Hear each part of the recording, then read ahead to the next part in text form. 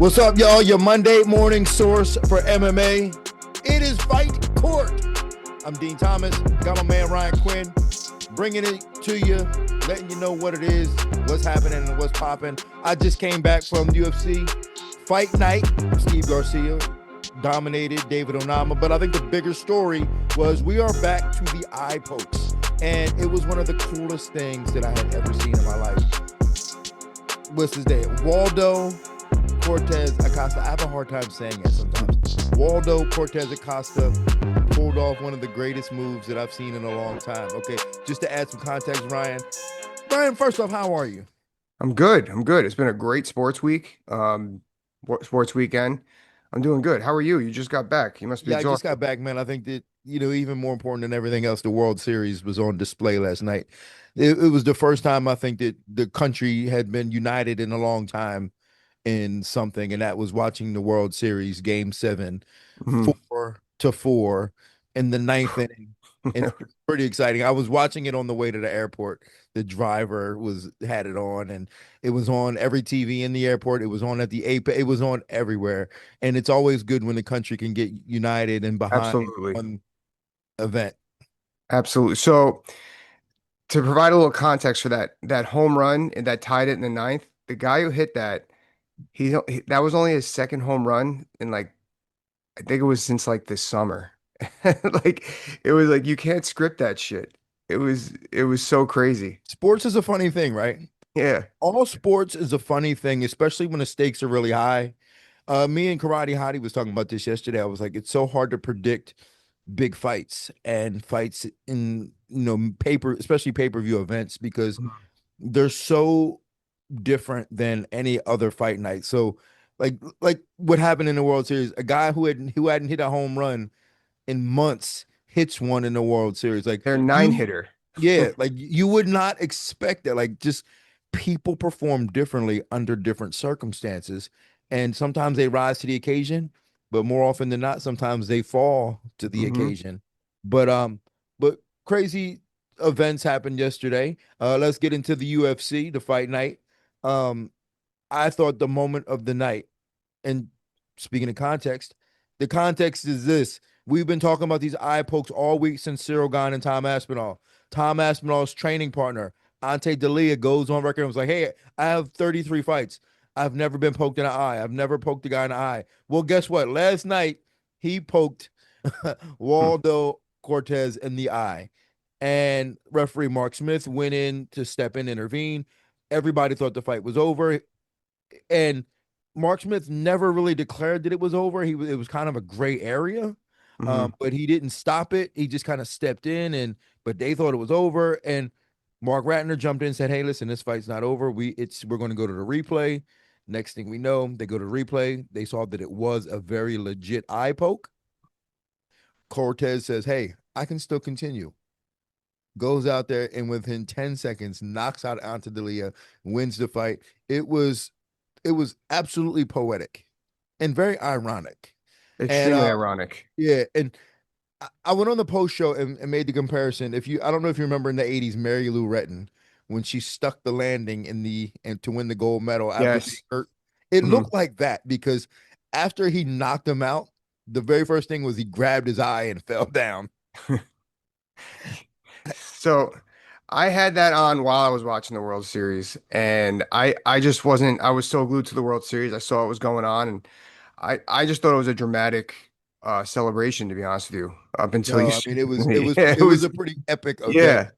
And speaking of context, it totally shits on everything that I said last week with the series and how much these eye pokes are.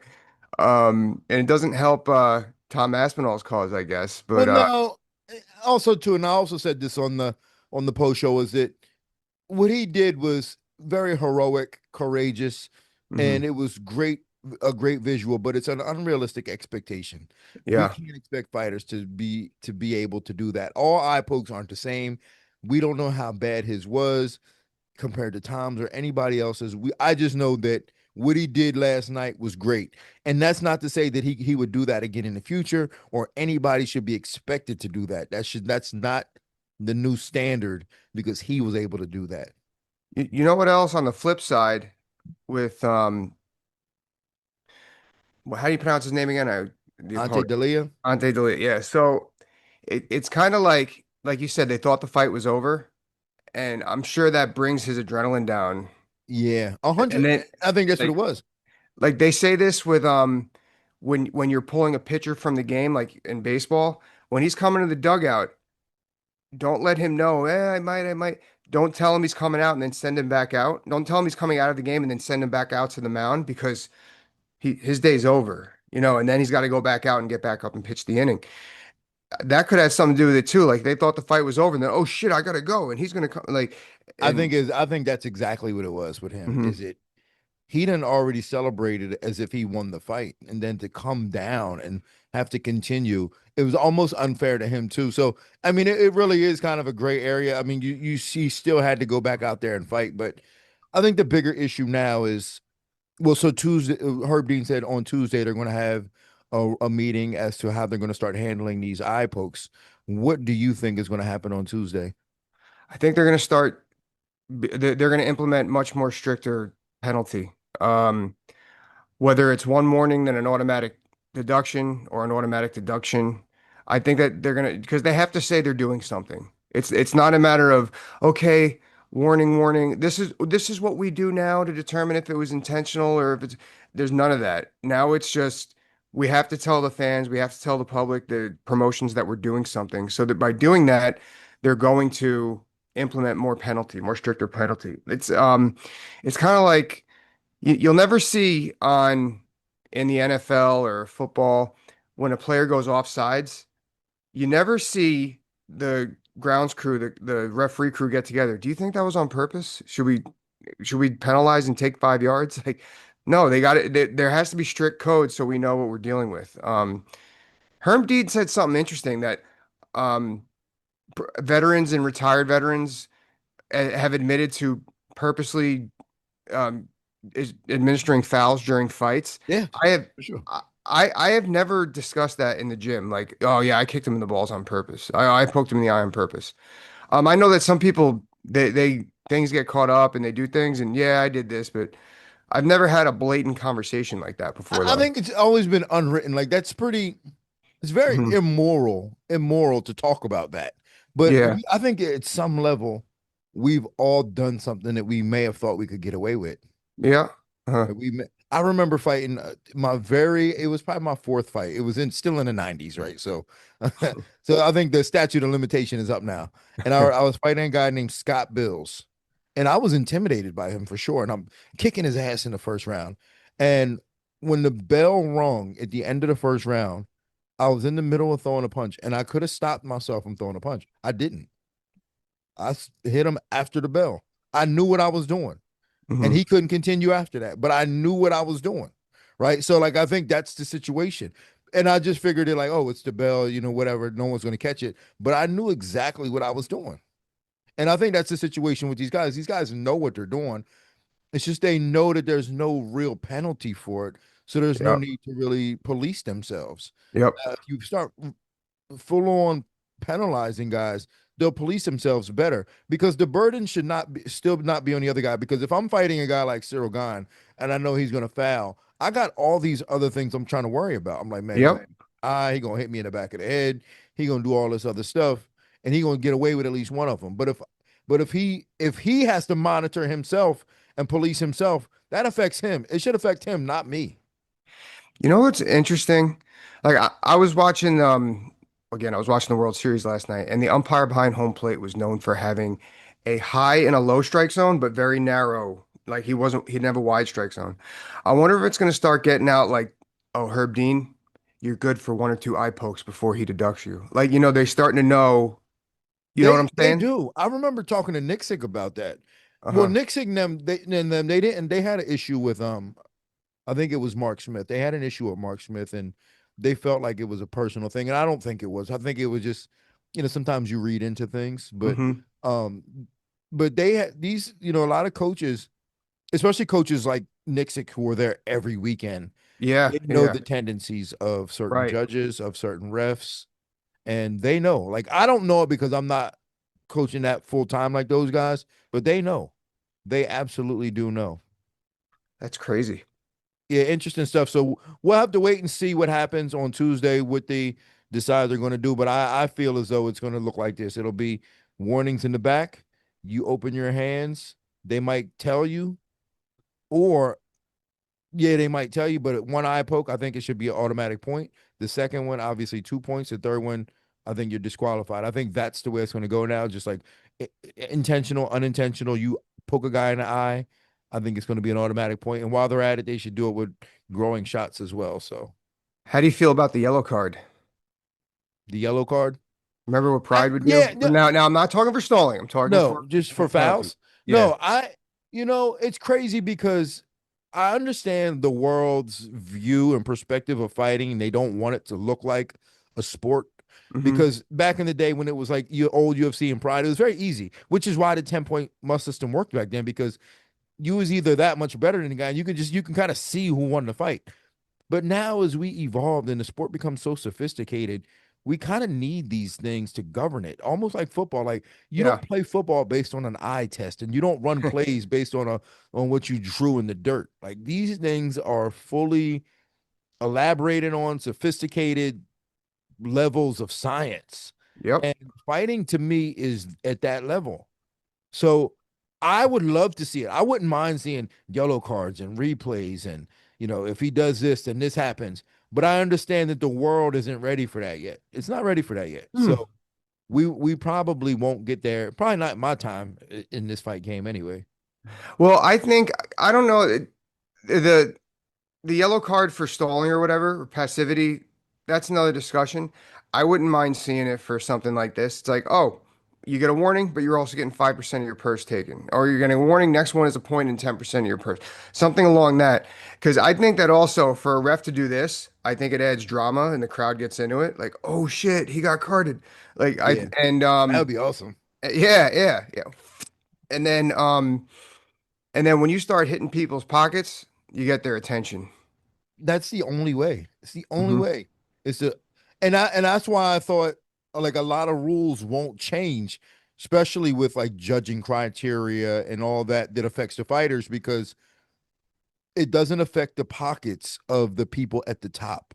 It doesn't Yep. matter if somebody gets screwed on a fight. They pay out the same money anyway. Yeah. So that doesn't matter to them.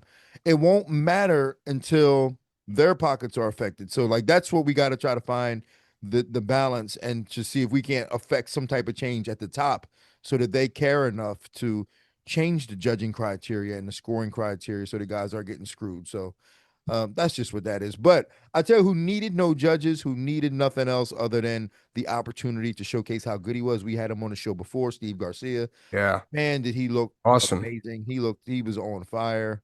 Just ran through David Onama. I know that people say this from fight to fight. He definitely looked like an upgraded version of himself last night Yeah. compared to his last fight. He looks so much better. And I just don't know if fans really know to, like casual fans, really know how to appreciate exactly what he was doing. The way he's so rangy and the way he keeps up high volume and comes forward is so rare, especially for his body type. Like he used to come forward and like herky jerky, blah, blah, blah, kind of like Yeah, yeah, this was a yeah. much cleaner.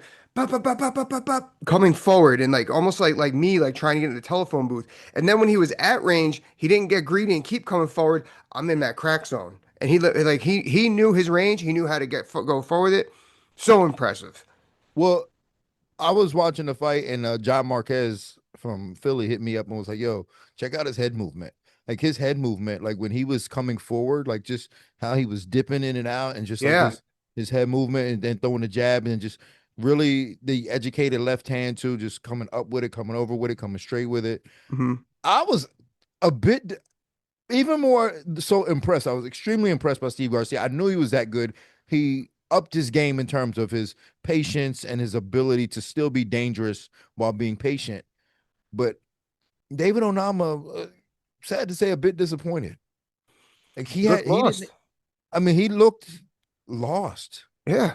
It's funny too because we interviewed Steve Garcia afterwards, and Steve Garcia said, and I asked him like, what surprised you? He said, he was surprised that he didn't turn it on more, and he was actually realized that David Onama was so in tune with the talk from his coaches that he don't think that he was in the fight itself. Uh-huh. Hmm. I Okay. was like, yo, that's a really good way to look at it. And that's what happens sometimes, which is why I don't overcoach fighters.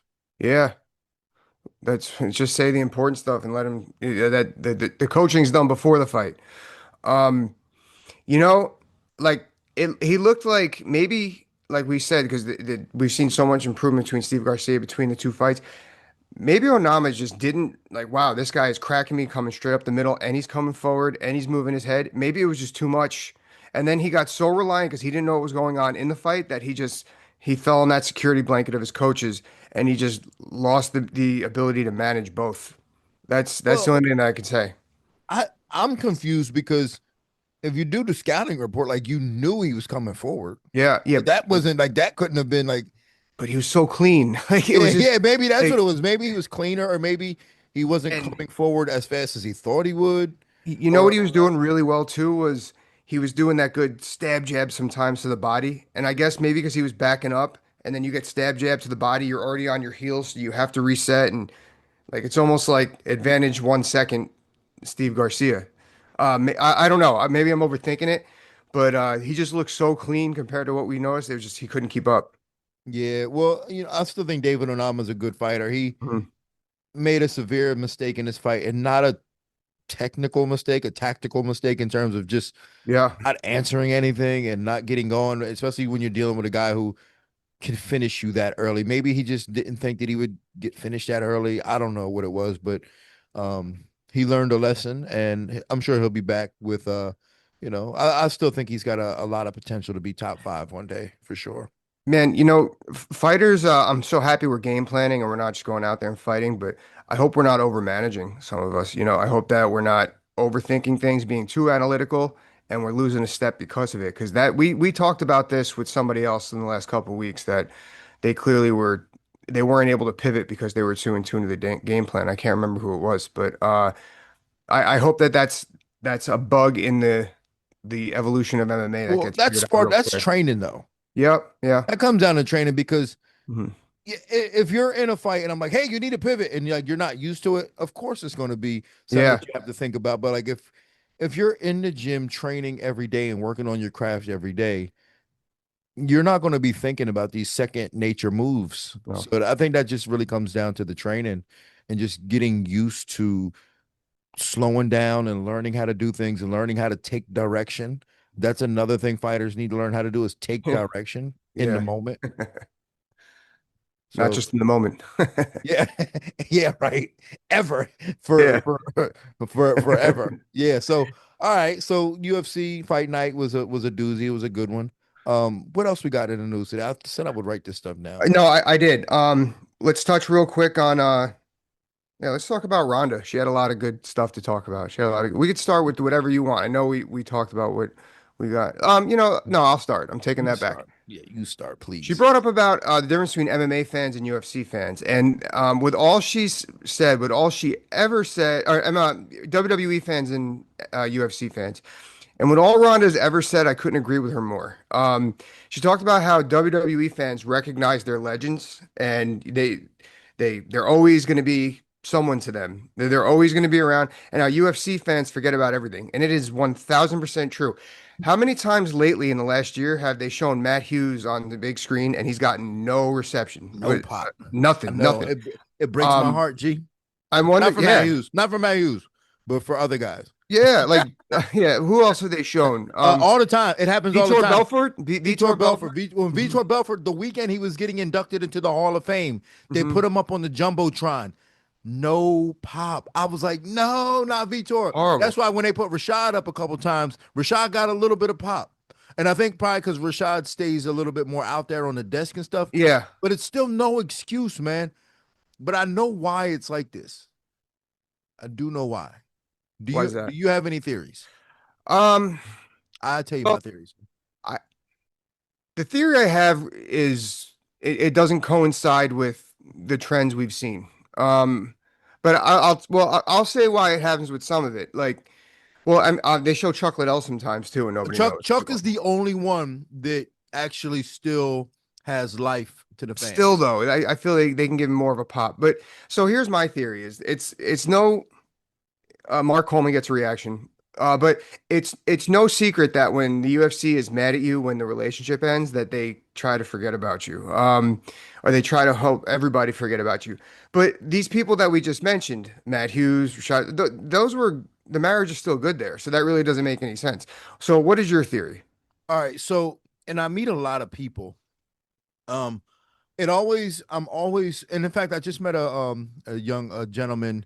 That's a young man. He was actually not very young, but I met a man at the hotel I was staying at in Vegas, and he's like, "Yo, man, been a fan for a long time. I watched you fight," and that always touches my heart when these guys say that because it's not often that people come up to me and can say, "I watched you fight," but when they do, they're always older, 40 plus, in the 30s or 40 plus. Hmm. Now, the demographic of the UFC fan is not always like that. There are a lot that are Okay. like that, but they're not very vocal. They're all kind of quiet and in the background. Now, Yeah. the ones that are really vocal are all younger, all in their 20s and Early early 30s. 30s, 20s, or even teenagers. And these guys have no idea the history of the UFC because they only got in because of Conor. Yep. So prior to Conor, they have no real database of what the UFC was like. And so they got in because of Conor, and what got them interested in Conor was his trash talk and all this and that. So when you go back prior to Conor, that wasn't really a thing. And no one has a lot of respect for that. So when you see these old heads like myself, people don't have a lot of respect for that. You hit the nail on the head. I agree with you. That's got to be it. So, first of all, those older people that watched early UFC, people like my dad. I know a friend of mine I work with ran into you at the airport. Huge UFC fan. I'll talk to him. That guy knows more about MMA than most people within the game that I know. It's crazy how much he knows. But those people aren't on social media either. No, man, they're And quiet. They don't go to fights and be cheering people. yeah, yeah. Like they're at home watching it. In And fact, they're kind of sick of the game. yeah, because They don't they even they thought don't even really like the new when it was UFC. fighting, when they were watching it when it was fucking Yeah. fighting. So, but no, now you say that, I'm always looking at our YouTube analytics, and our demographic is 18 to 34. That's our fans. So that makes sense.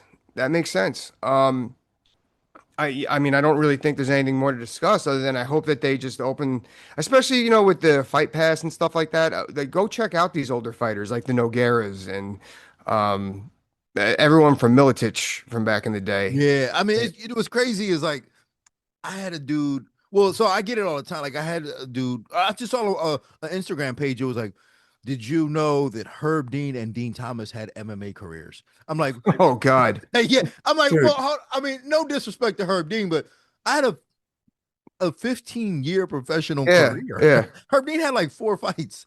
I saw someone comment on one of our videos saying something about you saying this dude never fought or something like that. And Yeah, yeah, and or I'll get and it's like or when I'll say something, hmm. people will be like, he had a failed career. I had a 15-year career.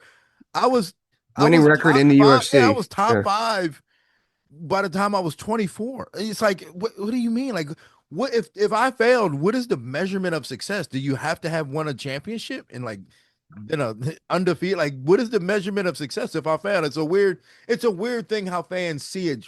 Again, I think it just comes down to that Conor McGregor uh standard now. It's like if you Yeah. didn't talk shit and win a belt, then you weren't successful as an MMA fighter. It's a weird thing. I think also because of the shit talk and everything, because it's so relatable to WWE and these WWE superstars, they get a title at some point. They walk, even if they're not the heavyweight champion, they're still the Intercontinental champion, United States. They get some kind of belt. And there's only one belt in our divisions. Right, And that's true. and this is real life where you don't always you got to be at the best of your game to get there and to stay there. So I think that's why people think that anyone who didn't hold a belt just isn't worth anything. Well, here's and I agree with Ronda. And again, I'm with you. I don't ever agree with Ronda. Hmm. I agree with Ronda on what she's saying, but not why she's saying it. Because Uh-huh. I agree with Ronda that we treat our elders Yeah. poorly, but she don't care about our elders. She She's cares talking about about herself. her. Yeah. Yes, she's talking about You're her. absolutely right. Yeah, so I don't, and the reality is that she should not fit into this because she came later and she helped build this to where she should still be beloved. So it's not that we hate her because she's older. It's she all her hate is all self-induced. Yeah. She just, well, and this is a good segue. I mean, we continue a little bit longer, then we'll No, go. so yeah, all her self-hate is all her hate, not self-hate, but all her hate is self-induced because of how she handled her losses. Like she She, lost to Holly, complained and didn't give Holly any credit. She lost to Amanda, pouted out of there, and it wouldn't have been so bad if she didn't go on this whole campaign of never being a do nothing bitch yeah. or being just like this. She was this role model to all these young girls, and then when she lost, she just turned her back on the entire community and shit talked everybody and turned her back. And now she's like, she wants love. It's like, yo, this sport would have loved you. She would have always have gotten a pop. She would have had a louder pop than Chuck. Chuck is the loudest pop of all current or former MMA fighters. Farmers. She would have gotten a louder pop than him. She could have still been beloved. She still could. She probably would have had a job in the UFC. Like there's so much that she could have still been doing had she just accepted those losses and gave credit to Holly and Amanda. That's what killed her career. And it's so funny because she was in movies too that were actually good that people went to go see, like Expendables and Fast and Furious. It wasn't some Prime movie about some remake like Connor Right, did. Like she was, oh, Entourage, she was right, everywhere. yeah, for sure. She was one of the big, well, she obviously, I don't know why it sounded like I had to think about it. She was one of the biggest stars this business has ever seen. And it to me it makes me so sad. It upsets me because I did love what she was doing for the sport, and even when she was that chip on her shoulder, I'm like, go get it, girl. But like I've had women come up to me like, oh, I had my daughter read her book because I want them to see what it's like to be a woman with confidence in a man's world, blah blah blah. And then these things happen that we just said, and then she just sounds like such a bitter woman. And I really hope that these young ladies who read that book and saw Rhonda as the epitome of female confidence that they could still be confident. They're not, I hope that they're not like, oh, she's get bitter. I'll probably have someone to blame too. I really hope that now the young ladies that I know that read this book, they don't carry themselves that way. Thank God. They're wonderful women. But it really upsets me just to see how bitter she seems, how, it's really, it's sad to see. And then she went into WWE and I loved what she was doing over there. And even then, like she had something to say about WWE for a little bit too, and it's just none of it's coming off good. I don't know. She just seems maybe she should get another fight just because for her, like you said, it's all about maybe she's got something in the basement she's got to get out. But it just really sucks to see how angry she is. Well, Kayla Harrison, obviously, I'm training Amanda to fight her. And, hmm being in the gym with Kayla, yes, she's loud and obnoxious at times, for sure. But she's a good champion. Yes, and she's And she's genuine. a, and she's a good human being. And you can tell hmm this by how she conducts herself, by the people around her and what she does to help others around her. Yeah. And that's at the end of the day, that's what you measure people's character by, is like how you treat people who can't do nothing for you. And I don't get that impression with Ronda No. because while we give her credit for elevating women's MMA, which she deserves, but it's not like she was doing this to elevate women's MMA.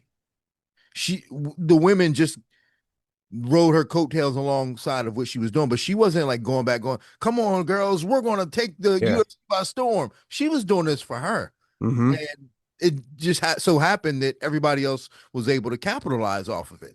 But like, it wasn't a thing where you could tell that she was like, yo, when other people fighters go, yo, I'm like Joanna, like think of Joanna. Joanna has elevated Poland's MMA scene. Yes. She went back to Poland. In fact, she brought the dude in to beat Patchy Mix. hmm You know what I'm saying? This is what hmm I'm saying. Like, Joanna has been a pioneer for women's MMA and MMA for Poland. Like, she wasn't just doing it for herself. And so when I look at Ronda, it's like, what have you done for other people to deserve the respect of other people, other than the fact that, yes, what you did was great for the sport, but you wasn't doing it for the sport. You was doing it for you. Yep. Fine. Absolutely. And that's 100% okay. But just admit that. Don't act like you was doing. Don't act like you was doing it for everybody else. You was doing it for you, but so don't act like it was for everybody else. And now she wants everyone else to pick her up. Yeah, now she Um, want everybody else to pick her up. you It's know, crazy. you brought up Kayla, and I remember I want to tell a quick story about her. Like when well, I kind of told a story before when I like, yeah, she's loud. She comes off as obnoxious. And I remember when Woods was training with her. I know you remember Woods. And then I remember he lost, and she yells at me from across the gym. She goes, "Quinn, get over here." She grabs Woods. She goes, "This dude got out wrestled, and he never fucking called me to come train. This is on him. Your bitch ass better call me to come train." Like she was worried That's about my some point. You amateur. see what I'm Like she, saying? like Like you you could be worried about an amateur. obnoxious as you My want, point. and that's yeah, yeah. I don't get that from Ronda Yeah, and that's whatsoever. what I'm saying. So like, Mhm. and I look at other fighters today, like Mhm. I rarely go to gym. Like even Amanda. Mhm. Amanda brought in Priscilla Cachoeira into her gym, into her life because she wanted to help her. She just wants to help her. Like no other reason. Like she doesn't need the trainer. She doesn't even train with her. But she brought her in and asked me to help coach her just to help the young lady out.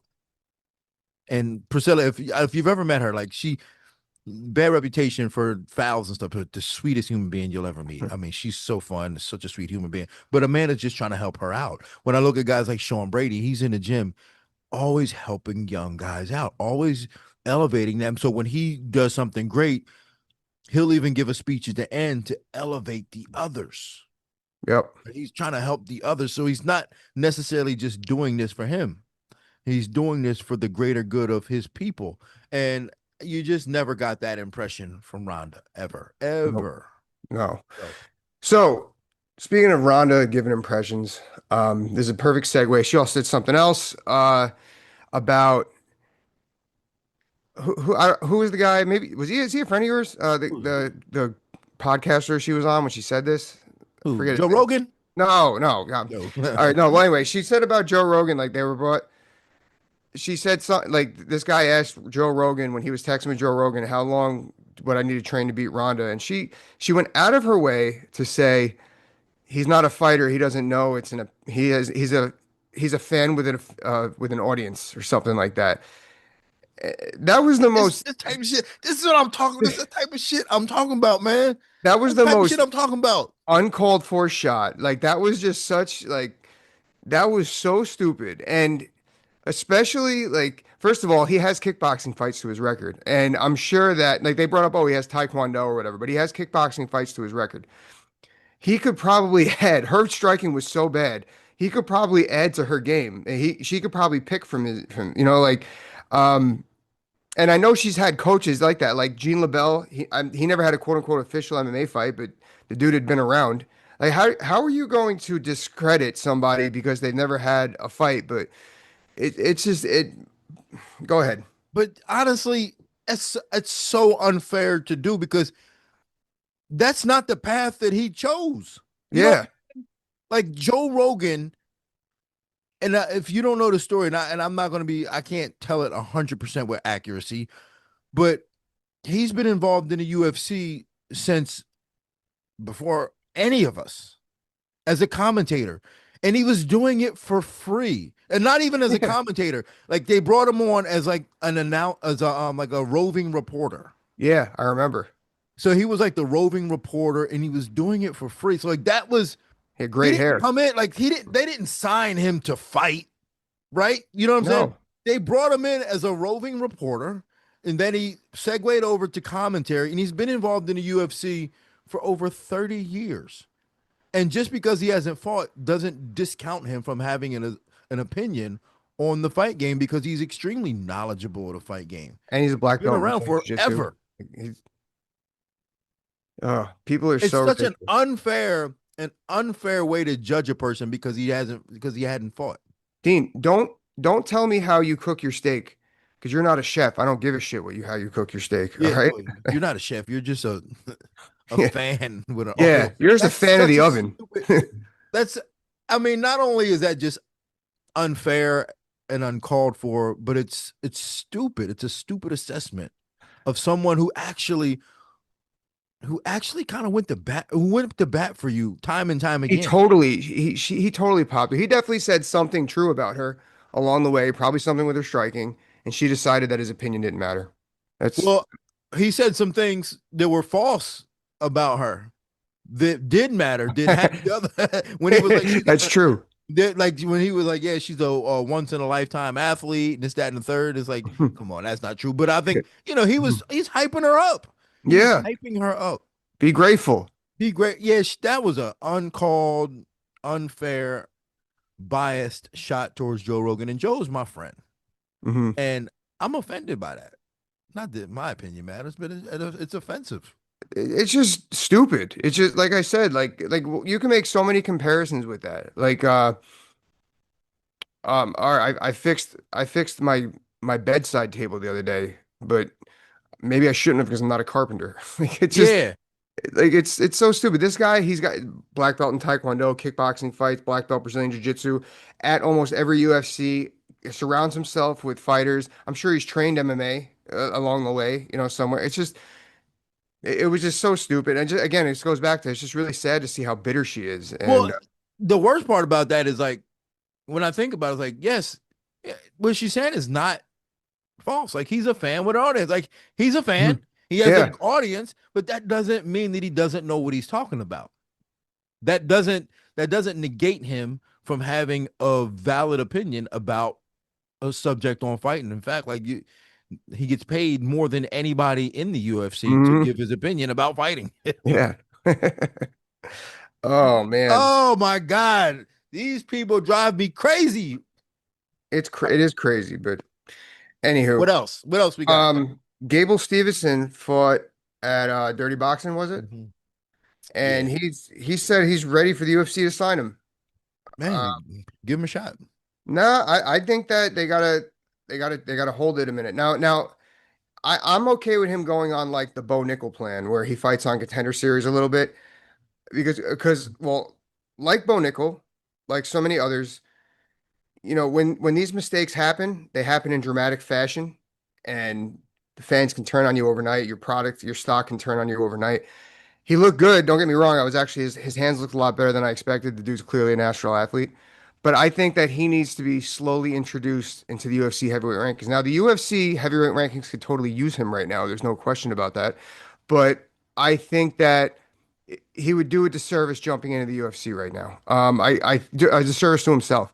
I don't even care about the 5 fights. I know that's like the magic number. If he has 2 or 3 fights, and he looks good, he looks like he's developing, he's fighting people with more experience than him, go for it. But I'm not ready to throw him in on a main card of UFC right now.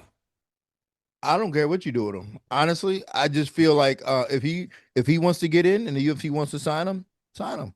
The only thing that I would say that I would not like to see is the Bo Nickel plan of where he's allowed to choose his opponents. Agreed. Yeah, agreed. Like if you want to get into the UFC, get into the UFC and fight who they match you with.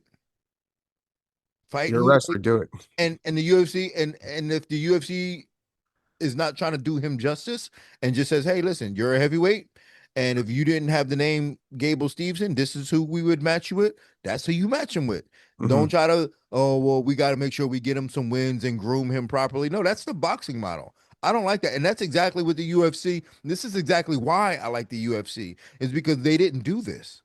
Where there is no. Well, we got to make sure he can fight people that he can win so he can get experience. Well, if you're going to do that, then just stay in the LFA. Yep. Agreed. Just stay in the LFA or go to contender series route. But that's also again your audition for the big show. But the reality is if you get in the big show, you should not be allowed to. All right, we're going to give you a list of names of guys and whoever you think you match up best with to get you a win. No, let's not go that route. You're not ready then. Yeah. Stay where you at. Contender series is where he's at. It was where he should be, or like get him his LFA title immediately, whatever.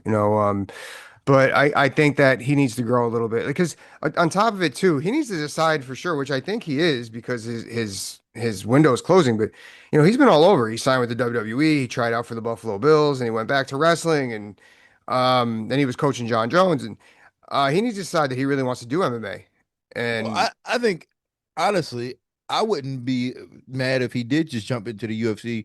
And I actually think that in the heavyweight division, they could probably match him up with anybody outside the top 10 and he'll be fine. yeah, I agree. Heavyweight So division is thin he right might now. as well do it. fucking just do it then. You know? Cyril Gahn, that's our that's our sacrificial lamb for like everything, right? Cyril Gahn. Get him Yeah. to fight Cyril Gahn. I mean, yeah, well, I'm not, he's not fighting guys in the top 10, but like, the UFC's heavyweight division is so trash that he could probably go in there and beat everybody in the, behind top 15 and probably even some top 15 guys right now. So there's no need to let's get him some experience. If you want to get experience, stay where you at and fight in LFA. Keep fighting there. Keep fighting dirty boxing. Get your experience there. But when you get to the UFC, man, let's not slow play it. Let's put them in with guys who gonna give you a run, like Hmm. everybody else do. They get in put in with guys who gonna give them a run. Yep. So, We'll well, see. we'll see what happens to him. Ryan, anything else? That's all. I'm ready for a good week. All right, man. We're gonna have a good week this week, man. It's gonna be Happy great. Monday, folks. Happy Monday. What fights are this weekend? Uh, Oh, uh Bomb Fiend and Randy Brown, Rule of War. yes. Randy Brown. Oh, he ghosted us. We're not friends with him right now. I'll be seeing him in Philly, man. Some people they just a little spacey, Yeah. a little Yeah. spacey. He Yeah. trained like that too, so I get it. Sometimes I wish I was spacey like that because I get in Yeah, my own head. I'm just like thinking he's too a little much. spacey, but good luck to Randy Brown. I'm rooting for him. He's an extremely talented individual. Very talented. Right, he's 6'4". And when he's on, man, he could be the best welterweight in the world. He just got to Hmm. make sure he keeps it on. So we'll see how that fight plays out. We'll make sure we talk about that, and you'll get our breakdown of that next Monday. But we appreciate you guys for tuning in. Tell your friends about it. If you enjoyed the show, make sure you hit like, share, and subscribe. We love you as always. And on We that, do. this court is adjourned.